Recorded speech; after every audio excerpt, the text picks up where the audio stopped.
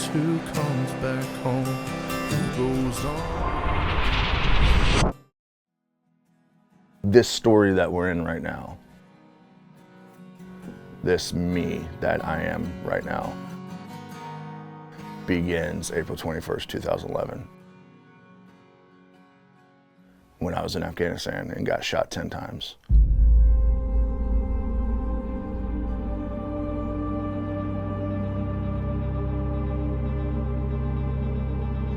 His MOS was infantry. He said if his life needed to be in somebody else's hands, he wanted to do the scanning. So he was scanning for explosives at the time he was shot. I was the Valiant operator, so I was, in the front of everyone. And there was a guy hiding behind a wall, and I kind of squared up to him. And by the time I squared up to him, he had already pulled a rifle from behind his back and started spraying.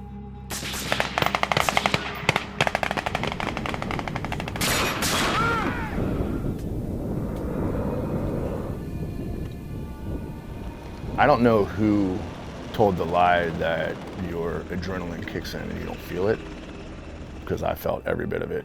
So I got shot once in the thigh, 4 times in the hip, and then 5 times in the shoulder. I got the phone call that he had been shot multiple times. He's in critical condition. Nobody knows he's alive or he's dead, and nobody knows anything. Just he's been shot. And then they were just like, hey, we're gonna call you, we're gonna fly to DC, you're gonna be here, he's gonna be here. I start losing so much blood that parts of my body start shutting down.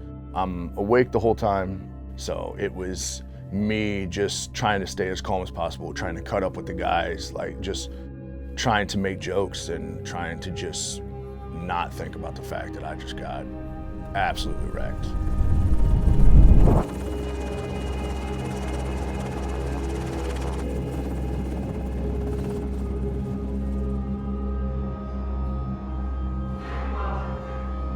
At some point, I heard a lady lean over and say, it's okay for you to go to sleep now. The whole time I'd been fighting, do not go to sleep. Do not go to sleep. You go to sleep, you're dead. You cannot go to sleep. And that nurse or someone leaning down and say, it's okay for you to go to sleep now. And literally I was gone immediately. Come to find out, I talked to a guy who happened to be in that room that day. And there was not a woman in that room that day. He's like, there was no woman that told you to do that. Like, there was no one in that room that day other than us. And I was like, that's weird, which is insane to me.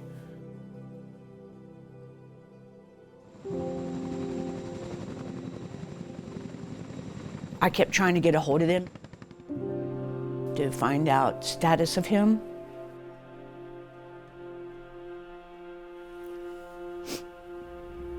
And I finally did reach him, and he said, Mom, I'll be all right. There's other ones worse off than I am. He had just been shot multiple times, still fighting for his life, and that's what he says. And then he woke up at Walter Reed and was recovering over there. And he not only had a physical battle, but a mental one too. He struggled a lot with, why me? Why did I survive? Why did my friend pass? I had a hard time at Walter Reed because while I was in a hospital bed and I was going to appointments and I was trying to be better for myself and I had my family there and all this other stuff, I was hearing about my best friends being killed in Afghanistan. They told him he'd be lucky to have 50% use of his arm. He ended up getting full range of his arm, but only these 2 fingers came back to some degree. These did not. I was very much still in the mindset that I was going back. I was going back to a line unit. This was my career. I joined the military because I wanted to make a living out of it. This was what I wanted to do for life. So I was truly dead set on the fact that I was not getting out. I tried to stay somewhat fit. And as much as I could. I got into adaptive sports. They gave me a list of all these things, all these different sports and stuff that you could do. And I grew up playing sports. I played baseball, basketball, football. I love sports. And I was like, yeah, man, let's do it. I'll play some sports. I eventually found archery. I picked it up very quickly.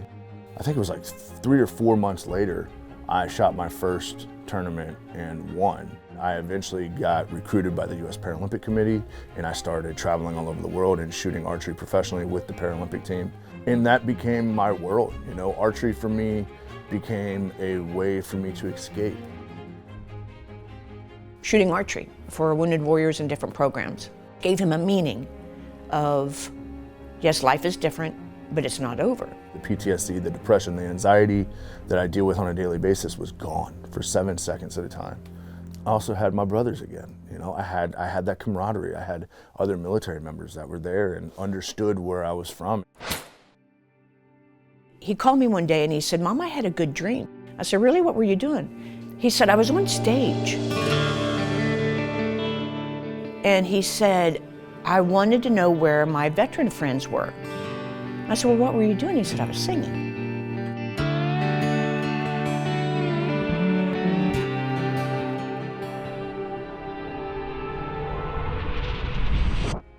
Yeah, that was a very weird dream. At that time, music wasn't even a part of my life. It wasn't even a thought. I had archery and I had the guys, you know, to be there to support. And then, you know, the world shut down, COVID hit. With that, archery shut down.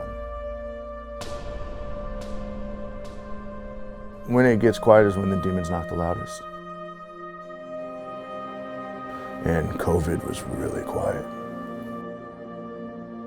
I needed something. I needed something to get out of that quiet. I needed something to focus on and something to escape into again.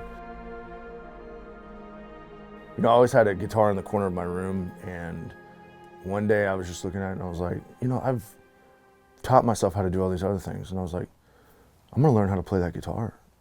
He got on YouTube, started using a thumb that he has no feeling with, and he did. It was that escape again. I had that escape and I had that purpose and something that I could focus on. And then from there, it just kind of blossomed, you know. Nashville was starting to open up again, and that escape that I had found in archery and songwriting and learning how to play the guitar was there, and it was magnified 100 times. I was actually at the car lot of all places and ran into this guy. And if you've seen Scotty, he's a specimen. And I was like, oh my goodness, you got a good guy, really good music. This is a Black River guy for sure. And so I think I emailed Doug and said, Doug, I don't know much about this guy, but I know he's authentic. I know that he loves what he's doing. He's passionate about what he's doing. And ended up just sending it over to you. He's one of those people, he's sticky. He lights up a room. He's the easiest person to talk to. At one point in time, I was playing 4 to 5 nights a week because I lived for those 3 to 4 hours a day where I could have that peace and that escape. All the PTSD, the depression, the anxiety was gone for 3 to 4 hours a day. I lived for that. And in that moment, I knew that this is what I needed to do forever. At this point in my life, like, screw it, man. You know, let's just go do it. What's helped Scotty so much since he picked the guitar up is he started surrounding himself with the guys that got him there, the VA. He started looking at what VA had to offer. He started taking advantage of it, and then he started wanting to help others. Like he says, if I can impact one veteran who was going through what I was going through, or PTSD, or having suicidal thoughts, or whatever it may be, I think that is his purpose. Yeah. And he would have never had that purpose without the VA. All of my care has been through the VA. I've never had any issue with the VA whatsoever, especially the one here in Nashville and Murfreesboro. Those are the ones I go to the most. I've never had an issue. Scotty has never had anything but incredible things to say about the VA. So I went with Scotty to DC, and I call it joy. I was shocked at the joy in the room of the VA people, excited about doing their job. I think he's a voice for the veterans, especially ones that maybe have gone through a really hard time and need an outlet or need some inspiration on telling their story. Wow, that's incredible. Oh, my God. Thank you. Well, thank you for your service. That is Scotty. And he's clearly carrying out a greater purpose now. Life is hard, man. But if you have a purpose, if you have a direction, it makes it a little bit easier. I mean, to me, his purpose, which is to help somebody else know that, hey, if he can get through what he's gotten through, they can find a way to as well. I've been working with him long enough. I know that's absolutely the truth. He told me how he didn't understand for the longest time why he was kept alive. He wanted to write a song called The Stories That They Tell, which is about veterans getting together and talking about brothers or sisters they lost. And by doing that, they keep them alive. There's a lot of survivor's guilt that goes into knowing that your best friends took your job and they died doing that job. When my guys got back, that was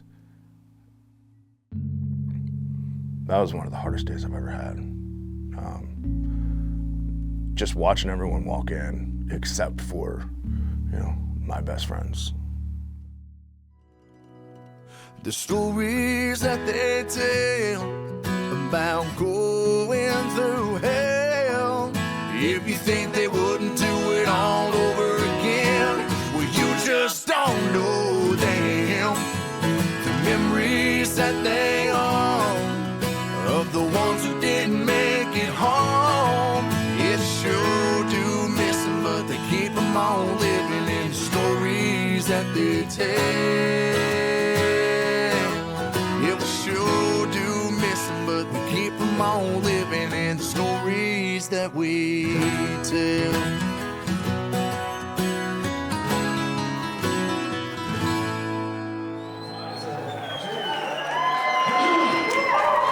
Scotty Hasting, everybody, come on.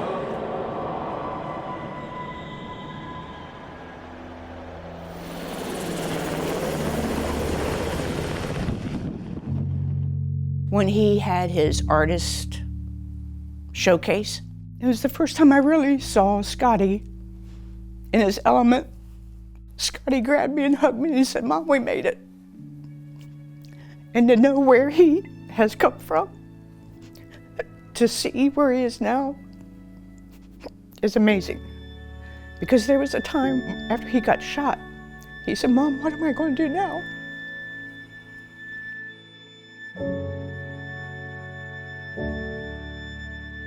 There's always been a bigger purpose for Scotty's life and his brothers.